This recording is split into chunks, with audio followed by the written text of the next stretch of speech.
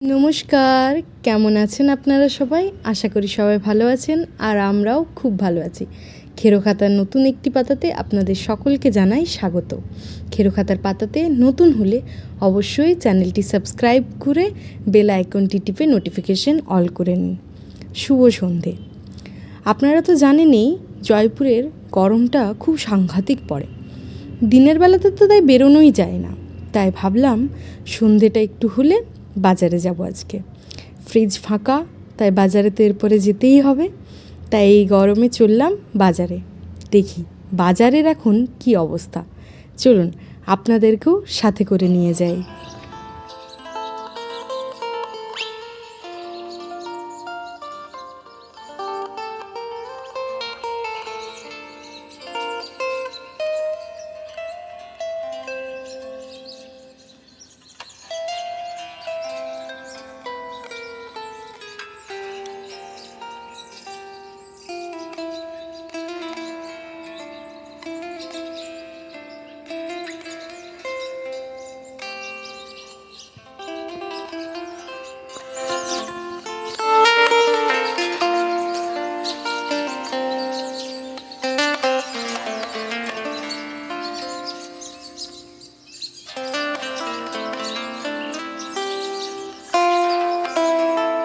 আমাদের বাড়ি থেকে বাজারটা খুব একটা দূরেও বলবো না, আবার খুব একটা কাছেও বলবো না।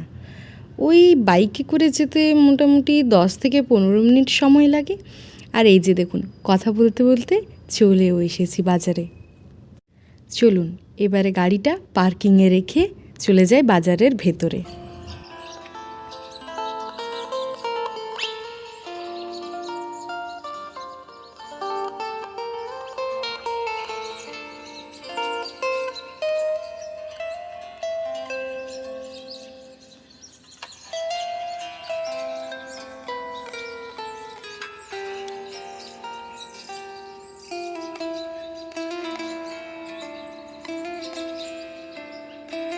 এখানে মোটামুটি আমাদের ওখানের মতনই সমস্ত ধরনের সবজি পাওয়া যায়। হ্যাঁ, দু একটা সবজি অবশ্য আমার কাছে অপরিচিত লাগে, সেগুলো আমি কখনো সাহস করে কিনতে পারি না। ভয় হয় শুধু শুধু কিনে নিয়ে গিয়ে যদি ঠিকঠাকভাবে রান্না করতে না পারি, বা তাদের স্বাদটা যদি আমাদের পছন্দ না হয়। আর এইখানে আবার সবজির সাথে সাথে প্রচুর ফলেরও দোকান আছে। টুকটাক ফলও নিয়ে নিই সেখান থেকে। তারপরে চলুন।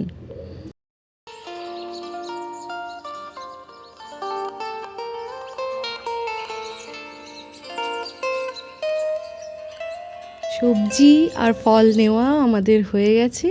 চলুন এবারে আবার ধরবো বাড়ির পথ। বাড়িতে গিয়ে আপনাদেরকে দেখাবো কি কি বাজার করলাম।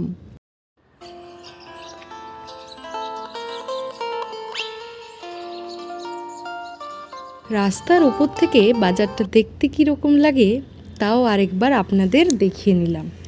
চলুন এবারে ধরলাম বাড়ির পথ। বাড়িতে গিয়ে আপনাদের সাথে দেখা হচ্ছে।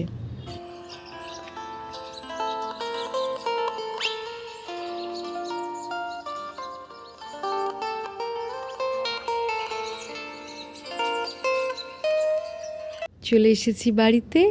আর এই যে এইগুলি আজকে আমাদের বাজার করে নিয়ে আসা। এখানে রয়েছে একটু পেঁয়াজ, এখানে আলু, এখানে দুটো লাউ, এখানে একটু শসা, এখানে একটু উচ্ছে, এখানে রয়েছে একটু ভেন্ডি, এখানে কাঁচা আম, এখানে ফল হিসেবে একটু পাকা আম আর তরমুজ। ব্যাস, আজকের বাজার এইটুকু নিয়েই।